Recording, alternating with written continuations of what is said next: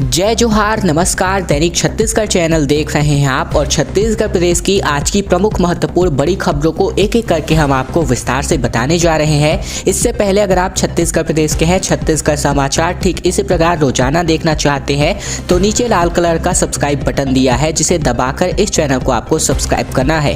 पहली बड़ी खबर आ रही है, पूरे प्रदेश भर में हमर अस्पताल खुलने जा रहे हैं। आंख दांत के इलाज के साथ साथ 52 हॉस्पिटल खुलेंगे, इनमें 57 लैब खुलेंगे, जबकि रायपुर जैसे प्रदेश भर में हमर अस्पताल खुलेंगे। बजट में इसका प्रावधान आने वाले सत्र में होगा। दरअसल बात कर रहे हैं, रायपुर की तर्ज पर पूरे प्रदेश में अब हमर अस्पताल खुलने जा रहे हैं। इसमें आंख और दांत के इलाज के साथ साथ 52 नए हमर अस्पताल और 57 नए हमर लैब खोले जाएंगे। लैब में 113 तरह की जांच के लिए निःशुल्क और रियायती दरों पर सुविधा मिलेगी। इसमें पैथोलॉजी, रेडियोलॉजी टेस्ट के साथ साथ डेंगू और कोविड टेस्ट भी शामिल किए जाएंगे। प्रदेश भर में अभी मानसिक बीमारियों के इलाज के लिए केवल बिलासपुर में ही अस्पताल है, लेकिन अब 28 जिलों में मानसिक बीमारियों के इलाज के लिए 28 नए अस्पताल खोलने की तैयारी है। बता दें कि सामुदायिक स्वास्थ्य केंद्रों को अपग्रेड करने में तकरीबन 50 लाख प्रति हमर अस्पताल खर्च होंगे और इसके लिए इस बजट में प्रावधान होगा। इसके अलावा रिसर्च सेंटर भी बनने जा रहा है। सिकल सेल के रिसर्च के लिए एक राष्ट्रीय स्तर का नया रिसर्च संस्थान बनाने की तैयारी की जा रही है। इसे नवा रायपुर या फिर महासमुंद में 40 से 50 करोड़ में बनाया जाएगा और इसे अभी जमीन का चयन किया जा रहा है। इसके अलावा इसमें अगर सुविधाओं की बात करें तो 12 घंटे ओपीडी, 24 घंटे इमरजेंसी इलाज, जांच इलाज व दवा फ्री होगी। ऑनलाइन ओपीडी होगी, ऑनलाइन फार्मेसी होगी, पैथोलॉजी, रेडियोलॉजी जांच होगी। इसके अलावा आंख और दांत का इलाज भी होगा। 42 तरह के लैब जांच होंगे और 154 तरह की दवाएं आपको निःशुल्क रूप से मिलने जा रही हैं। और अब एक और नई खबर आ रही है, सभी प्राथमिक स्कूलों में होगी कहानी उत्सव का आयोजन। कहानी सुनाने के लिए बड़े बड़े बुजुर्गों को आमंत्रित किया जाएगा स्कूलों में। बात कर रहे हैं, राज्य में मूलभूत साक्षरता के विकास के लिए बच्चों को सुनने के कौशल में दक्ष बनाया जाएगा और इसी के अंतर्गत अंतर्राष्ट्रीय मातृभाषा दिवस 22 फरवरी को राज्य के सभी प्राथमिक स्कूलों में कहानी उत्सव मनाया जाएगा। कहानी सुनाने के लिए स्कूलों में बड़े बुजुर्गों को आमंत्रित किया जाएगा, जो स्थानीय भाषा में बच्चों को अपनी कहानी सुनाएंगे या फिर उनके जीवन की जो महत्वपूर्ण घटना बीती है उनके बारे में बताएंगे। आयोजन के लिए अजीब गजीब जो प्रेमजी फाउंडेशन है, इनके सहयोग से गाइडलाइन जारी हुआ है। सभी जो जिला मिशन समन्वय समग्र शिक्षा को आदेश जारी कर दिए गए हैं। कहानी सुनाना दुनिया को सबसे प्राचीन शिक्षण उपकरण है और प्राचीन काल से मौखिक परंपरा का उपयोग ज्ञान, विश्वास और परंपराओं और इतिहास को प्रकाशित करने, प्रसारित करने के लिए किया जा रहा है। और ऐसे में कहानी सुनाना किसी की कल्पना को उसके रहने वाले परिवेश या संदर्भ के साथ जोड़ता है। यह वाचक और श्रोता के बीच जो है सार्थक संबंध के लिए आपसी अंतर को दूर करता है और इसी के उद्देश्य से इस दिन इसका आयोजन किया जा रहा है, जो अपने आप एक बहुत महत्वपूर्ण भूमिका निभाएगा। छत्तीसगढ़ में एक बार फिर से मौसम में बदलाव हुआ है। मौसम ने करवट बदली है और बिलासपुर और गौरेला, पिंडरा, मरवाही सहित कई जिलों में देर रात बारिश हुई है। दिन का तापमान भी गिरा है, जबकि फसलों में बीमारी की आशंकाएं बन रही है। खबर आ रही है, पिछले 2 दिनों से बदली हवाओं की वजह से छाए बादल बरस पड़े हैं। सरगुजा और बिलासपुर संभाग के कई जिलों में रात में बूंदाबांदी भी हुई है और इससे पहले दिन 2 दिनों तक लगातार हमने आपको अपडेट भी दिया था कि बारिश हो सकती है। इसकी वजह से ही अब दिन का तापमान अचानक से ठंडा हो गया है। तो वही प्रदेश के मध्य और उत्तर बस्तर के इलाकों में भी बूंदाबांदी की संभावना है, जबकि पेंड्रा के मध्य प्रदेश से लगे इलाकों में सुबह से रुक रुक कर बरसात हो रही थी। इधर बिलासपुर के कुछ क्षेत्रों में भी इसी तरह के बरसात होने की खबर है, जबकि इसकी वजह से जनजीवन प्रभावित हुआ है। लोगों को सामान्य कामकाज में थोड़ी दिक्कत हुई है, जबकि बरसात की वजह से इन इलाकों में ठंड भी लौट आई है। सरगुजा, सूरजपुर और कोरिया जिले में बात कर रहे हैं, जहाँ पर देर रात तक बूंदाबांदी हुई है। वहाँ भी अधिकांश इलाकों में सुबह तक बादल छाए हुए थे, लेकिन अभी वहां पर धूप खिल चुकी है। इसके अलावा रायपुर मौसम विज्ञान केंद्र के मुताबिक पश्चिमी विक्षोभ के प्रभाव की वजह से प्रदेश में अरब सागर से पश्चिमी हवा और बंगाल की खाड़ी से नमी युक्त गर्म हवा दक्षिण से आ रही है और छत्तीसगढ़ में इन हवाओं का मिलन क्षेत्र बना हुआ है और इसकी वजह से ही मध्य छत्तीसगढ़ सहित बस्तर संभाग के उत्तरी भाग में 1-2 स्थानों पर हल्की वर्षा होने अथवा गरज चमक के साथ बूंदाबांदी होने की संभावना थी और जो कि हुई भी है। आने वाले दिनों में छत्तीसगढ़ के मध्य उत्तर क्षेत्रों में भी दिन भर बादल छाए रहे थे। बीते दिन की अगर मैं बात करूं तो विधानसभा सत्र के बारे में बात करते हैं जो कि 7 मार्च से शुरू हो रहा है और इसके लिए छत्तीसगढ़ विधानसभा में अब तक 1200 सवाल लगाए जा चुके हैं। 11 मार्च को पेश हो सकता है छत्तीसगढ़ का बजट। दरअसल बात कर रहे हैं छत्तीसगढ़ की पंचम विधानसभा का 13वां सत्र यानी कि बजट सत्र आगामी 7 मार्च को प्रारंभ होगा जो 25 मार्च तक चलेगा। सत्र के दौरान कुल 13 बैठकें होनी प्रस्तावित है। सत्र को लेकर सत्ता पक्ष और विपक्ष के विधायकों ने शुक्रवार तक की स्थिति में कुल 1200 सवाल लगाए हैं। इनमें 537 तारांकित है जबकि 494 अतारांकित सवाल ऑनलाइन है। संभावना जताई जा रही है कि इस बार 11 मार्च को बजट पेश हो सकता है और 80 अतारांकित सवाल ऑफलाइन लगाए गए हैं। मालूम हो कि सत्र की शुरुआत राज्यपाल के अभिभाषण से होगी और धन्यवाद प्रस्ताव पर चर्चा होगी। इसके अलावा सत्र के दौरान आधा दर्जन अधिक विधेयक भी पेश होंगे। सिर्फ 89 तारांकित सवाल है और बजट 1 लाख करोड़ रुपए के आसपास रहने का अनुमान है। इसके अलावा मदनवाड़ा, तालमटेला, इसके अलावा न्यायिक जांच आयोग की रिपोर्ट भी विधानसभा में पेश की जा सकती है। और अब बात एनआरडीए और साथ ही साथ किसान के बीच में जो संघर्ष हो रहा है उसके बीच। दरअसल हम बात कर रहे हैं नवा रायपुर में किसान प्रदर्शन की। 50 दिनों में सरकार झुक चुकी है पर किसान झुकने को तैयार नहीं। कृषि मंत्री ने कहा कि 8 में से 6 पर सहमति बन गई है जबकि किसान बोले कि हमारी मुख्य मांगे तो इसमें शामिल नहीं है। बात कर रहे हैं पिछले 50 दिनों से नवा रायपुर में धरने पर बैठे किसानों की मांगों पर सरकार थोड़ा सा झुक चुकी है। इसके अलावा बीते दिन सरकार के 2 मंत्री जिनका नाम रविंद्र चौबे और मोहम्मद अकबर है वो मीडिया के सामने आए। कृषि मंत्री चौबे ने कहा कि 3 दौर की बैठकों के बाद किसानों की 8 में से 6 मांगों पर सहमति बन गई है। इधर किसानों के संगठनों ने इसे धोखा बताया है। उनका कहना था कि इनकी मुख्य मांगों पर सहमति के बिंदुओं में शामिल नहीं है। कृषि मंत्री चौबे ने बताया कि किसान प्रतिनिधियों से हुई सार्थक चर्चा के बाद नई राजधानी परियोजना क्षेत्र में जहां ग्रामीण बसाहट है वहां आवासीय पट्टा दिए जाने की सहमति बनी है। इसके अलावा ऑडिट खंडिकाओं के निदान प्राधिकरण की निविदा सेवाओं में 60% कर्मचारी प्रभावित गांवों के लिए जाने की सहमति बनी है।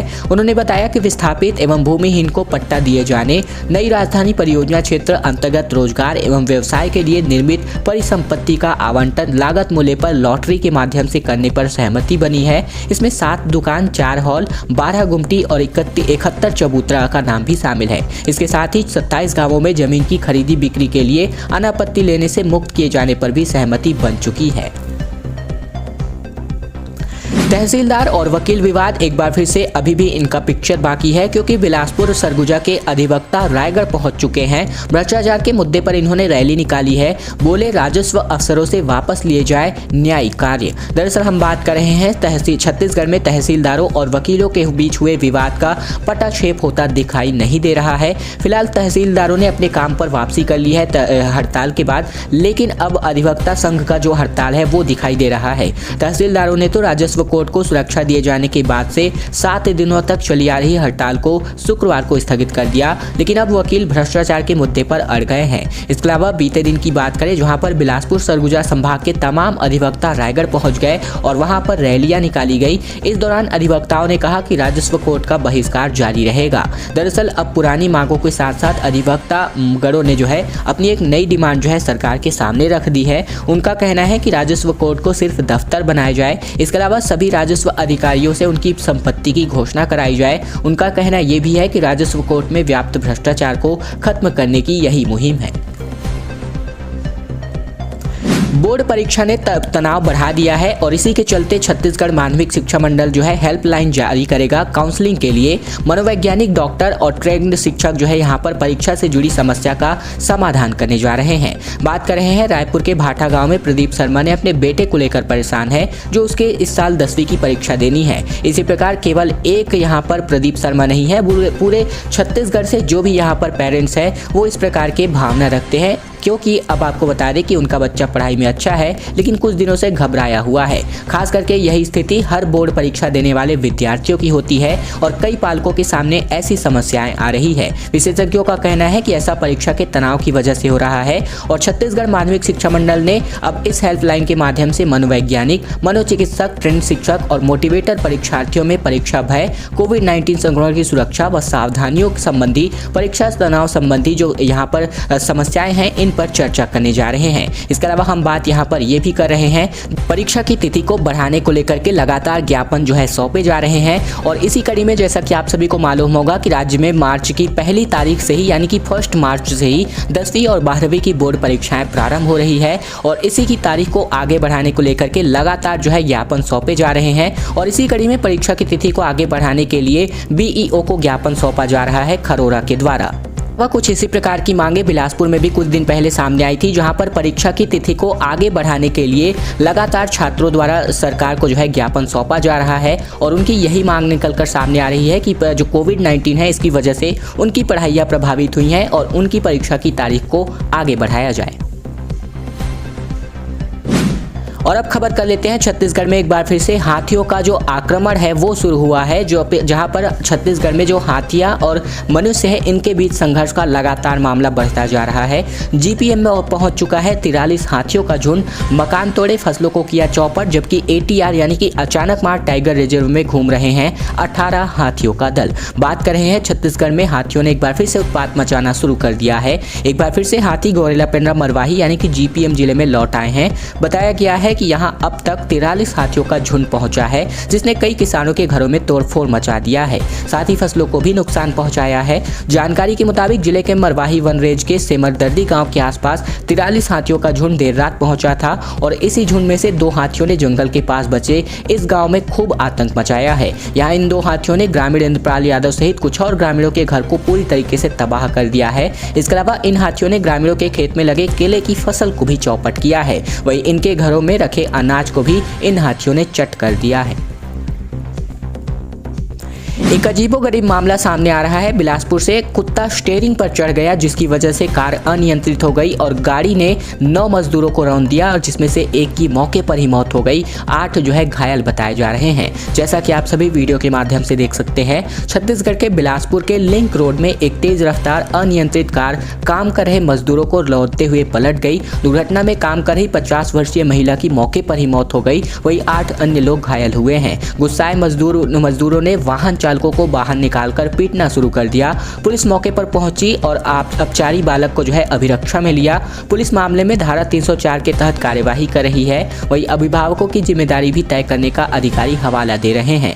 पुलिस के अनुसार लगभग सुबह 11:30 बजे लिंक रोड में स्वदेशी प्लाजा के आसपास तेज रफ्तार अनियंत्रित कार निर्माणाधीन कमर्शियल कॉम्प्लेक्स में काम कर रहे मजदूरों को रौंद दिया। दरअसल यहाँ पर खबर ये है कि कुत्ता जो है, इसका पालतू कुत्ता जो यहाँ पर जो नाबालिग जो यहाँ पर वाहन चालक है ये कार चला रहा था, तो कुत्ता उसकी स्टीयरिंग पर आ गया, जिसकी वजह से इसकी कार अनियंत्रित होनी बताई जा रही है, फिलहाल प्रत्यक्षदर्शियों के अनुसार।